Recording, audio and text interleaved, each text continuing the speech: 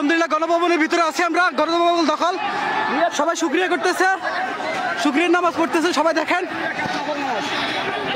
সবাই সবাই শেয়ার করেন। এই যে গণভবন চলতে পুরো শ্রীলঙ্কা, সবাই শেয়ার করেন।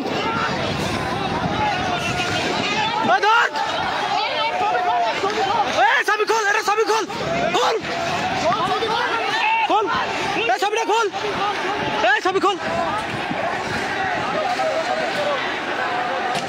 ছবি খোল, ছবি খোল, খোল খোল। সম্পদ